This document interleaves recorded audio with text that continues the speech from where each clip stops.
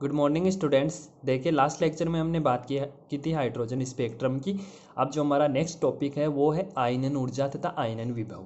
अब देखो मैं आपको एक बार थोड़ा सा इसको बताने के पहले मैं थोड़ा सा एटम के बारे में बात करता हूँ। तो एटम में आपको पता है सेंटर पार्ट में कौन होता है, न्यूक्लियस होता है, और उसके बाहर चारों तरफ कौन घूमते रहते हैं, इलेक्ट्रॉन। जैसे मैं अलग अलग कक्षाएँ बना रहा हूँ। ये प्रथम कक्षा है, ये कौन सी कक्षा है, द्वितीय कक्षा है। अब जो प्रथम कक्षा होती है उसको बोला जाता है मूल अवस्था या मूल ऊर्जा स्तर। ठीक है, क्या बोला जाता है, प्रथम को मूल अवस्था या मूल ऊर्जा स्तर, या द्वितीय ऊर्जा स्तर। अब मुझे बताओ, मान लो कि यहाँ पर कोई एक इलेक्ट्रॉन है। ठीक है, अब मैं इसको एनर्जी देता हूँ और इतनी ही एनर्जी दूँ कि ये द्वितीय कक्षा में पहुँच जाए। क्या किया हमने, एक इलेक्ट्रॉन था जो मूल ऊर्जा अवस्था में स्थित था, उसको आपने कुछ एनर्जी दी तो वह एनर्जी का क्या करेगा, अवशोषण करेगा, और एनर्जी को अवशोषित करके वो द्वितीय ऊर्जा स्तर में चला गया। अब मान लो कि यह तृतीय ऊर्जा स्तर है, जब आपने उसको और एनर्जी दी तो ये तृतीय ऊर्जा स्तर में चला गया। तो जब इलेक्ट्रॉन प्रथम ऊर्जा स्तर से ऊर्जा को अवशोषित कर द्वितीय में जाता है, तृतीयक में जाता है, चतुर्थ में जाता है, तो जो ये द्वितीयक है, तृतीयक है, चतुर्थ है, ये इलेक्ट्रॉन के लिए कौन सा ऊर्जा स्तर कहलाता है, उत्तेजित ऊर्जा स्तर। यानी इन अवस्थाओं में इलेक्ट्रॉन को आपने क्या किया, उत्तेजित किया, तो वह ऊपर वाली कक्षा में चला गया। तो इनको तो बोला जाता है उत्तेजित अवस्था। और अगर आप इलेक्ट्रॉन को इतनी एनर्जी दे दो कि ये नाभिक के आकर्षण बल से ही क्या हो जाए, बाहर निकल जाए, अर्थात ये क्या हो जाए, आयनित हो जाए, तो अब इलेक्ट्रॉन कहीं पे भी जा सकता है, तो वो कहलाती है आयनन ऊर्जा। तो देखो कि जब कोई इलेक्ट्रॉन ऊर्जा अवशोषित करके उच्च कक्षाओं में गति करता है तो वे कक्षाएं उसकी उत्तेजित कक्षाएं कहलाती हैं। मैं बता चुका हूं कि जैसे प्रथम से द्वितीय में गया तो ये द्वितीय इसके लिए उत्तेजित कक्षा हुई, अगर तृतीय गया तो तृतीय इसके लिए क्या हुई, उत्तेजित कक्षा हुई, और प्रथम क्या हुई, मूल कक्षा हुई। अब अर्थात किसी इलेक्ट्रॉन की एनवीं उत्तेजित कक्षा कितनी होगी, n+1 होगी। कैसे, जैसे मान लो कि ये प्रथम से द्वितीय में गया, तो अगर प्रथम 1 है तो द्वितीय में गया तो 1+1 हुआ ना। अब इसी प्रकार अगर मैं मान लूं कि इलेक्ट्रॉन nवीं कक्षा में है तो उत्तेजित का मतलब क्या है कि वो ऊपर वाली कक्षा में चला गया। n से ऊपर वाली कक्षा कौन सी होगी, n+1। जैसे n का मान मैं 1 रखूं तो मान लो प्रथम कक्षा में है, तो यहाँ पे 1 रखोगे तो 1+1 क्या हो जाएगा, 2। तो प्रथम से वो कहाँ चला गया, द्वितीय कक्षा में। तो जब कोई इलेक्ट्रॉन ऊर्जा को अवशोषित करके उच्च कक्षाओं में गति करता है तो वे कक्षाएं उसकी कौन सी कक्षाएं कहलाती है, उत्तेजित कक्षाएं। और nवीं उत्तेजित कक्षा क्या होती है, n+1। तथा प्रथम कक्षा इलेक्ट्रॉन की मूल अवस्था या मूल कक्षा कहलाती है, यह मैं बता चुका हूं। अब देखो आयनन ऊर्जा क्या होती है कि किसी परमाणु में मूल अवस्था में उपस्थित इलेक्ट्रॉन को दी गई वह ऊर्जा जिससे इलेक्ट्रॉन नाभिक के बंधन से मुक्त हो जाए वह आयनन ऊर्जा कहलाती है। जैसे ये नाभिक है और यहाँ पे इलेक्ट्रॉन मूव कर रहा है, अब आप इसको इतनी एनर्जी दे दो कि यहाँ पे आपको पता है ये प्लस चार्ज है, ये माइनस चार्ज है, तो इनके बीच कौन सा बल लग रहा है, आकर्षण बल। तो जब आप इसको इतनी एनर्जी दे दो कि ये इस आकर्षण बल को तोड़ दे, तो ये आप बताओ इलेक्ट्रॉन फ्री हो गया। अब इलेक्ट्रॉन फ्री हो गया तो ये कहीं पे भी मूव कर सकता है। तो इसलिए इस प्रकार की जो एनर्जी होती है उसको क्या कहलाती है, वह क्या कहलाती है, आयनन ऊर्जा। अर्थात किसी परमाणु में मूल अवस्था में उपस्थित इलेक्ट्रॉन को दी गई वह ऊर्जा जिससे इलेक्ट्रॉन नाभिक के बंधन से मुक्त हो जाता है वह ऊर्जा क्या कहलाती है, आयनन ऊर्जा। अब देखो साथ ही पूछा गया है कि आयनन विभव, तो इसकी डेफिनेशन क्या हो जाएगी कि आयनन ऊर्जा के संगत जो विभव होता है ना वही क्या कहलाता है, आयनन विभव कहलाता है।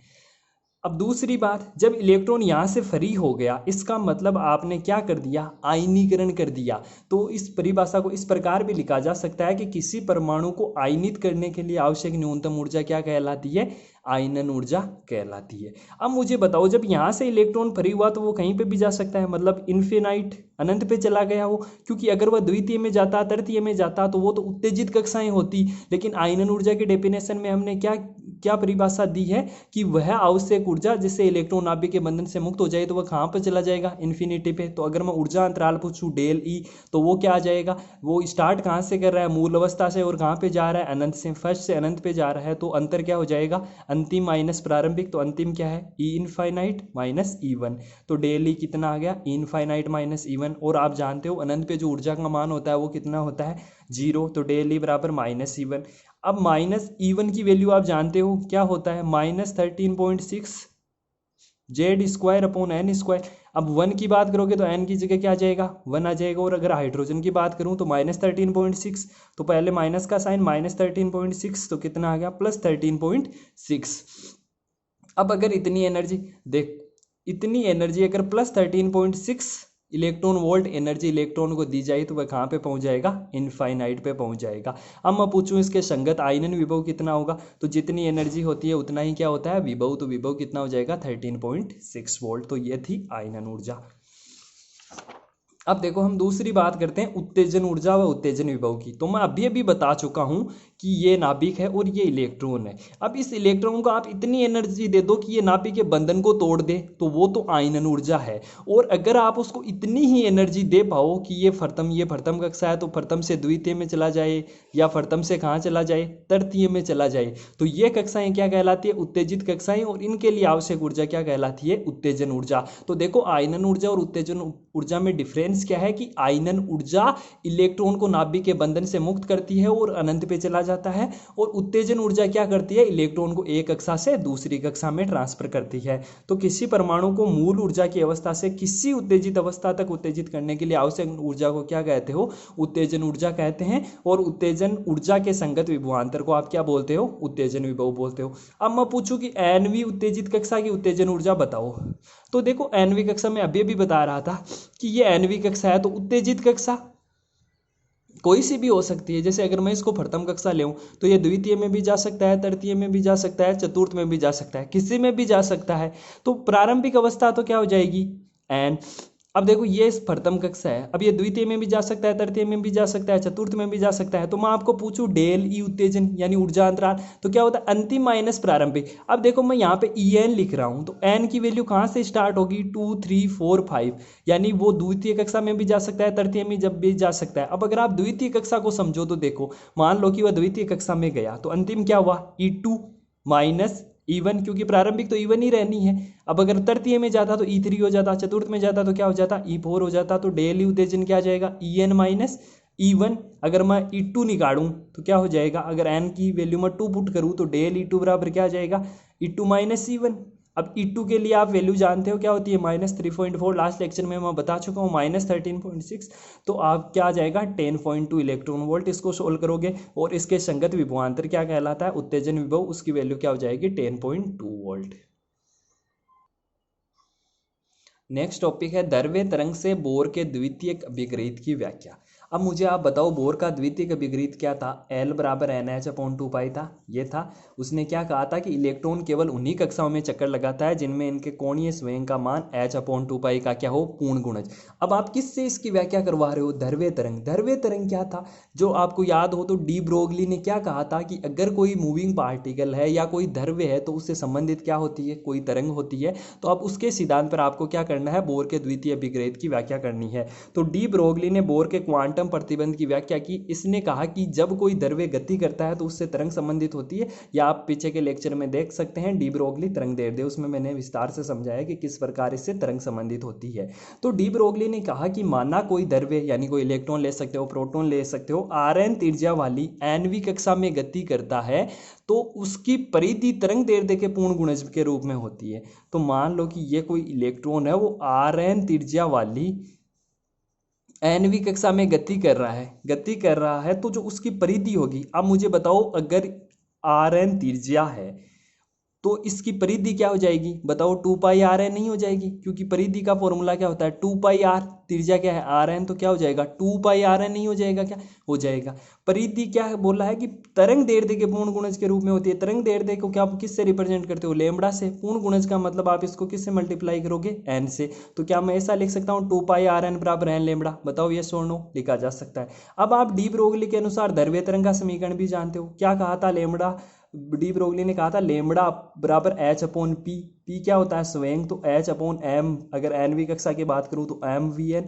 अब देखो यहाँ मैं लैम्बडा की जगह क्या रखूंगा, H/mvn, तो H/mvn, यहाँ से 2π को इधर भेज दो, mvn को इधर भेज दो, तो क्या हो जाएगा mvn Rn = NH/2π। तो यहाँ से देखो L का मान क्या आ गया, NH/2π, n की वैल्यू 1 2 3 4। यही क्या था, यही तो बोर के सिद्धांत का द्वितीयक अभिग्रही था। तो हमने किससे प्रूव कर दिया? डी ब्रोगली से। डी ब्रोगली ने क्या कहा कि माना कोई इलेक्ट्रॉन आरएन त्रिज्या वाली एनवी कक्षा में गति करता है तो जो उसकी परिधि होगी ना वो तरंग दैर्ध्य के क्या होगी? पूर्ण गुणज होगी। और हम जानते हैं डी ब्रोगली से लेमड़ा बराबर क्या होता है? H upon M V. इन दोनों को सोल्व किया तो एल का मान क्या आ गया? एन एच अपॉन 2 पाई। देखो एल एक्चुअल में क्या होता है? कोणीय संवेग होता है, इसको बोला जाता है आर क्रॉस पी। तो यहाँ आना चाहिए आर पी साइन थीटा। अब देखो इसको पी को क्या लिखा जा सकता है? M V sine theta. अब मुझे बताओ, अब कभी किसी बच्चे के मन में सवाल आ रहा होगा कि सर यहाँ पे आपने साइन थीटा तो नहीं लिखा। देखो क्यों नहीं लिखा, क्योंकि मान लो ये कोई रेडियस आर है और यहाँ पे कोई इलेक्ट्रॉन वी वेलोसिटी से मूव कर रहा है, तो देखो आर और वी के बीच एंगल कितना बन रहा है? 90 डिग्री बन रहा है ना। और 90 डिग्री बन रहा है तो साइन 90 का मान कितना होता है? 1। इसलिए हम क्या लिख सकते हैं? M V R. अब देखो एक एग्जाम में क्वेश्चन पूछा जा सकता है कि वर्ताकार कक्षा n बराबर 4 के लिए डी ब्रोगली परिकल्पना से अपरगामी तरंग का निर्माण करो। तो देखो डी ब्रोगली ने क्या किया? 2 पाई आर बराबर एन लेमड़ा। अब देखो आपको एन कितना दिया हुआ है? 4। तो 2 पाई आर बराबर क्या आएगा? 4 लेमड़ा। और लेमड़ा एक्चुअल में होता क्या है? वो होती है वेवलेंथ। एक कंप्लीट सर्किल में जितनी कोई वेव डिस्टेंस ट्रेवल करती है वो क्या कहलाती है? लेमड़ा। एक कंप्लीट सर्किल में जितनी डिस्टेंस ट्रेवल करोगे वो क्या कहलाएगी? लेमड़ा। तो देखो यहाँ पे आपको 4 लेमड़ा, तो पहले आप क्या करो? एक सर्किल कंप्लीट करो, ठीक है। इसमें आपको कितनी लेमड़ा दिखानी है? 4 लेमड़ा। तो मैंने क्या कहा था? एक लेमड़ा का मतलब ये एक लेमड़ा है, ठीक है। ये 2 लेमड़ा हो जाएगा और यहाँ से ये 3 लेमड़ा और ये 4 लेमड़ा। तो देखो यहाँ से स्टार्ट तो ये एक लेमड़ा हो गया। अब यहाँ से स्टार्ट करो तो ये दूसरा लेमड़ा। अब यहाँ से स्टार्ट करो ये थर्ड, और यहाँ से स्टार्ट करो ये क्या जाएगा? 4th lambda. एक चीज़ ध्यान रखना इस चित्र को बनाते वक्त कि पहले आप एक सर्किल कंप्लीट करोगे, उसके बाद उसके ऊपर आप अलग अलग वेव्स दिखाओगे, और अगर 4 पूछी है तो 4 बनाओगे। और जैसे लास्ट एग्जाम में पूछा गया था आपको 2020 में कि n बराबर 3 के लिए आप अपरगामी तरंग बनाओ, तो देखो पहले आप सर्किल बनाओ, ठीक है। अब यहाँ से वेव को स्टार्ट करो तो 1 2 और ये 3। एक चीज ध्यान रखना, जहां से इलेक्ट्रॉन को आप स्टार्ट करोगे ना वहीं पे आके खत्म करोगे। देखो यहाँ से स्टार्ट किया तो ये 1 लेमड़ा हो गया, बताओ हो गया। अब यहाँ से स्टार्ट हुआ तो ये एक और लेमड़ा हो गया, और यहाँ से स्टार्ट हुआ तो एक और लेमड़ा हो गया। तो देखो ये 3 के लिए आ गया ना। तो 3 के लिए भी पूछा जा सकता है, 4 के लिए भी पूछा जा सकता है, और 2 के लिए भी पूछा जा सकता है। आपको करना क्या है? पहले सर्किल बनाना है, और लेमड़ा का मतलब होता है एक कंप्लीट सर्किल में तय की गई दूरी क्या कहलाती है? लेमड़ा। तो आपको यहाँ पे कितने लेमड़ा बनाने हैं? 4 लेमड़ा। तो एक सर्किल बनाओ और उसमें आप 4 लेमड़ा बना दो। 3 के लिए पूछे तो 3 लेमड़ा बना दो, 2 के लिए पूछे तो 2 लेमड़ा बना दो। Thank you students.